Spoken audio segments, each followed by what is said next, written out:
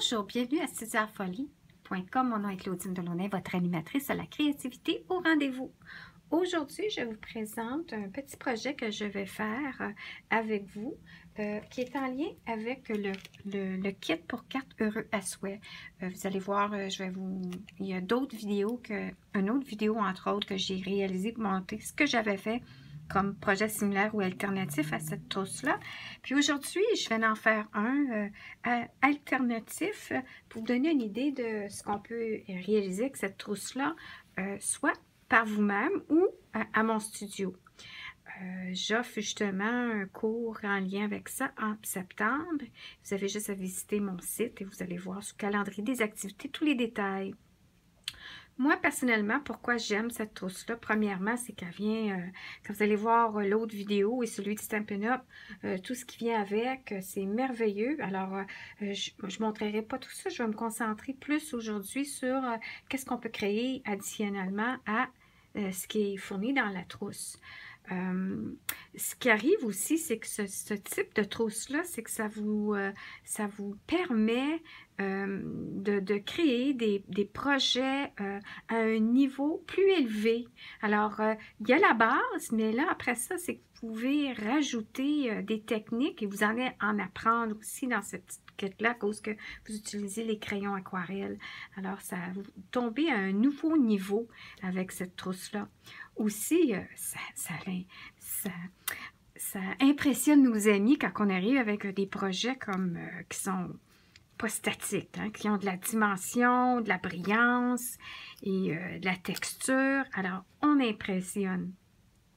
Aussi, ce qui est le fun, c'est qu'on devient vraiment fiers de nous-mêmes hein, quand on arrive et qu'on apprend quelque chose de nouveau. Alors, moi, le coloriage, j'étais comme pas trop à propos de ça, je l'ai fait dans le passé. Et puis là, tout d'un coup, j'ai commencé, quand Stampin' Up nous a présenté une nouvelle collection aquarelle, je suis oh, j'en ai déjà fait dans le passé, je vais l'essayer. Puis là, ben, en rajoutant ça, puis après ça, les marqueurs, les bases d'eau, puis là, à l'alcool, je suis vraiment contente parce que j'apprends des nouvelles techniques. Et puis qui me permet de réaliser un style de mix média finalement avec mes cartes, entre autres. Aussi, ce qui arrive avec des trousses comme ça, c'est que vous allez sauver du temps. Vous n'aurez pas à vous casser la tête la prochaine fois qu'il va y avoir un anniversaire ou quoi que ce soit. Vous attendez à la dernière minute avant d'appliquer vos petits messages. Puis vous allez avoir une trousse déjà avec 20 cartes et même plus après avoir fait les différents projets, soit avec moi en vidéo ou bien quand vous passez au studio. Alors maintenant, je passe à l'action, à vous montrer quelque chose d'alternatif à la trousse. Ce que je pensais, c'est que je voulais me baser sur ça ici. Ça, c'est des trucs qu'on accroche dans les bouteilles de vin pour en mettre en cadeau. Puis je dis tout le temps au monde, hein, j'en fais quelques-uns pour montrer en cours et tout ça, ou pour vendre. Et puis, moi, quand j'arrive, ben, les cordonniers les plus mal chaussés, je me retrouve que j'oublie de l'attacher après, le joindre après une bouteille de vin quand j'arrive en visite ou quand je veux l'offrir en cadeau. Puis, j'en ai pas assez, je trouve aussi. Alors, je me suis dit, tiens, je vais rajouter ça à ma trousse, faire comme projet alternatif. Alors, ce qu'on a besoin finalement, étant donné qu'on n'a pas tout inclus dans cette trousse-là, c'est-à-dire du papier cartonné blanc. Alors, ce qui est le matériel additionnel, puis je vais commencer à vous montrer ça. Alors, moi, ce que je fais, c'est tout simplement... J'arrive, je vais toujours avec un côté pratique aussi. Voyez-vous, ça, c'est une feuille 8,5 par 11 que j'ai coupée. Alors, je suis capable d'en faire 3. Alors, vous pourriez arriver puis en faire 3 en même temps en faisant le premier exemple avec moi. Puis, le dernier, il resterait assez pour faire un petit signet. Alors, une feuille, vous faites 4 projets. Alors, ça, c'est la première chose. Donc, j'ai coupé, taillé 3 pouces. Je suis allée avec mon coupe-papier ici. Là, je vais tasser ma carte. Puis, à ce moment-là, j'ai coupé à mon 3 pouces comme ça ici. Ensuite, ce que je fais, c'est que j'ai tourné comme ça ici. Puis là, on va prendre mon petit carton que j'ai taillé. Puis, j'ai fait ma ligne d'embossage avec ma fer ici, mon coupe-papier Stampin' Up. On a le volet coupe-papier, puis ici, on a le volet embossage. Alors, c'est encore 3 pouces. Hein? 3 pouces. Ici, embossage à 3 pouces. Alors là, j'ai mon carton. Ensuite, on y va avec... je me suis basée ici, vous voyez, j'ai dit, bon, je peux en mettre une carte, puis avec la bouteille de vin, avec le petit accroche bouteille de vin, puis ça devient quelque chose de réutilisable pour la personne qui le reçoit aussi. Vous avez simplement juste à y mettre un petit collant qui est décollant, là, les stickers là, qui sont temporairement avec la colle. Puis juste rajouter ça, un petit message, puis eux autres, puis juste l'enlever. La même chose avec les cartes de souhait, on fait ça maintenant, nous autres aussi. Alors, la prochaine chose, j'ai dit, je vais faire un rappel de la carte. Alors, ce que j'ai fait, c'est que j'ai pris des retailles que j'avais dans ma trousse. Les retailles, je ne sais pas si je l'ai expliqué dans une autre vidéo, souvent, au lieu d'utiliser le beau papier cartonné plein pour faire ma carte, je le coupe en deux. Fait que ça me fait 2 cartes que je peux faire avec la même base de couleur. Et puis ça, je le colle sur une base de papier cartonné blanc. Alors, c'est pour ça que ici, j'avais des extras qui étaient d'une moitié de carte. Alors, ce que j'ai fait, c'est que je l'ai coupé, encore une fois, si je ne me trompe pas, à 3 pouces. C'est bien ça. Alors, je colle ma base, qui est pour faire un rappel ici de ma carte. Puis, je vais y aller avec mon snare, mon ruban adhésif double face. Puis, je vais y aller comme ça ici. Puis, je vais y aller comme ça ici. Je vais l'appliquer comme ça. J'aime ça être droite, sinon on peut s'assurer aussi de l'avoir plié. Et j'aime ça être, je veux dire, debout. J'ai moins de difficulté à m'aligner. Ensuite, je suis allée avec, ici on a une base blanche, puis une base cartonnée, lignée. Alors, je l'ai prédécoupé, puis j'ai enlevé un demi-pouce. Donc, ça ici, si je ne me trompe pas, ça serait 2 pouces et demi. Eh bien, c'est ça. Alors, je fais la même chose. J'y applique ma petite pelle mécanique, comme je dis au monde. On baisse la petite pelle mécanique. Puis là, je pose et je centre. Comme ça. Et ensuite, la même chose ici. Je suis arrivée, puis si l'autre est à 2 pouces et demi, ça va être 2 pouces. Pour avoir un quart de pouce de chaque côté. Alors, j'y vais encore une fois. J'applique et je centre. Voilà. Puis ensuite, tout ce qui reste à faire, c'est que j'avais coloré à l'avance un petit motif qui sont dans les prédécoupes du kit. Puis je l'avais coupé. Puis il va me rester à étamper. Ça, c'est les petites cartes qui sont fournies. Puis ici, je vais y glisser 2 petites feuilles qui sont fournies aussi dans la trousse. On n'hésite pas à couper, utiliser du ciseau pour cacher, pas obligé de respecter la longueur comme ça ici. Alors, on fait juste simplement s'amuser à y apposer ça. Ensuite, il reste juste ici à perforer. Alors, vous choisissez la perforatrice de forme de votre choix. Moi, j'ai celle-là, mais il y en a des rondes. Et puis, c'est une largeur d'environ, à peu près 2 pouces et quart. Mais la perforatrice ici, elle est de 2 pouces et 3/8. Et puis là, vous avez juste à, comme ça ici, centrer votre petit carton.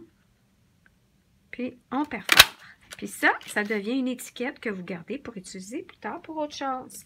Alors, ça peut être ça, puis ça peut être un petit peu moins large aussi. C'est juste pour glisser à la bouteille. Alors, ça, c'était ce que je voulais partager avec vous. Puis, je vais faire peut-être justement un petit exemple avec les crayons de couleur. Puis, je vais prendre un de mes motifs ici. Voyez-vous, c'est ça ici que j'ai coupé pour en glisser ailleurs, juste un petit segment ici. Alors, pour le crayon aquarelle, j'y vais ici.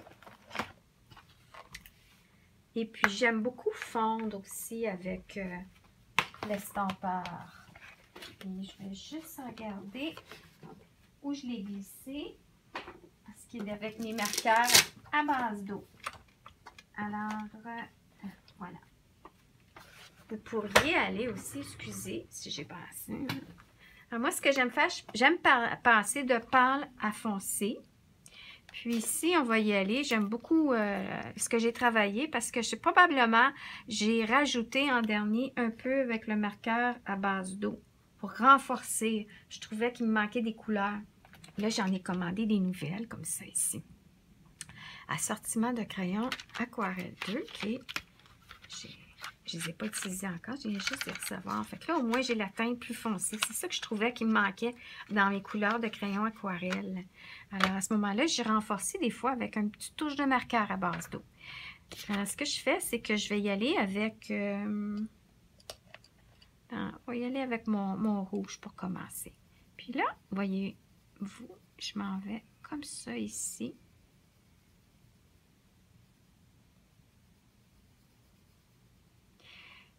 La chose aussi que j'ai trouvée, c'est que si on s'amuse trop à estomper entre les étapes, c'est plus difficile de travailler, faire fondre les couleurs. Il y a comme peut-être quelque chose, un enduit qui fait que j'aime mieux. Mais vous allez voir, vous allez expérimenter. Parce qu'il y a aussi des journées qu'on ne sent pas pareil. Hein? On dirait que les résultats sont jamais pareils. Puis, des fois aussi, les conditions de température, quand j'ai fait ça, c'était dans la canicule, et puis j'avais chaud, j'étais au chalet. Puis des fois, la réaction aussi des produits qu'on a, ça s'avère que des fois, ça réagit, puis on ne comprend pas pourquoi. Fait que... Alors, ce que je me souviens, c'est que je m'étais dit, je pense que je vais attendre avant d'estomper. Puis regardez comment ça réagit. Là, alors, des fois, je fais juste taponner. Puis là, d'habitude, je essuie tout mon rouleau pour enlever l'excès. Puis vous regardez la lumière, quand on enlève, c'est magique. Voyez-vous? Puis, des fois, quand ça dépasse, on peut enlever aussi quand ça dépasse. Sinon, on peut le passer au ciseau ou sinon, on le finit. Regardez comme mon verre ici, j'avais débordé. Alors, moi, ce que je trouve, c'est qu'on fait notre motif, on laisse de côté quand on trouve que, OK, c'est assez, puis on va attendre un peu que ça sèche avant de repasser. Puis dans le feuillage, j'aime beaucoup commencer avec le jaune. Ça a de la jaune-orange, mais c'est jaune. Puis, si j'y vais avec le jaune, puis après ça, je vais y aller avec le vert olive. Puis le vert olive, ce que je fais, c'est que c'est comme si c'était le côté plus ombré, le côté plus foncé. La pointe, c'est toujours plus pâle parce que la lumière va sur les pointes du feuillage. Les pointes sont normalement plus exposées au soleil. Alors la base est toujours plus foncée. Puis, vous pourriez arriver à dire de foncé à pâle ou d'aller de pâle à foncé. Alors, c'est des heures de plaisir et puis vous attendez. Vous dites, OK, là, bon, je vais retourner dans lui. Là, je vais dire que... voyez-vous, quand je vais avec du foncé, c'est comme si le carton est un peu comme saturé en estompant trop. Alors, c'est vraiment une bonne chose, comme je vous dis, d'estomper pas trop souvent. Appliquez vos couleurs, puis vous couvrez, puis il y a des couches de plus pâle à plus foncé sans tout couvrir. Hein? Puis plus que c'est foncé, moins qu'il y a d'espace. Puis, vous voyez ici, moi j'aime bien ma lumière. Des fois, je fais juste donner quelques petits coups comme ça ici pour juste enlever la ligne. OK? Puis, on taponne comme ça ici. Et puis, on est souvent porté très proche à notre projet, fait qu'on voit les couleurs, mais il faut à un moment donné se mettre à distance pour dire, ah oui, OK. Puis regardez, je vais juste y aller avec... je vais y aller avec ça qui est Gorgeous Grape. Je ne sais pas encore mes couleurs. Regardez, hein, ça ne marche pas l'estompage, là. Ouais, alors là, je voulais juste m'amuser. Fait que là, non, ça n'a pas rapport. Mais, je vais vous montrer ce que je fais. Mais ça pourrait être la bonne couleur pour donner une grappe raisin. Puis sinon, je vais vous montrer avec... Je vais y aller avec mon rouge, parce que je ne me souviens plus non plus. Regardez, j'y vais comme ça ici. Juste à la base. Puis je retourne.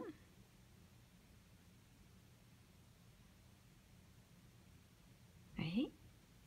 Alors, avec les marqueurs à base d'eau, moi je trouve que c'est merveilleux comme touche finale si vous l'avez.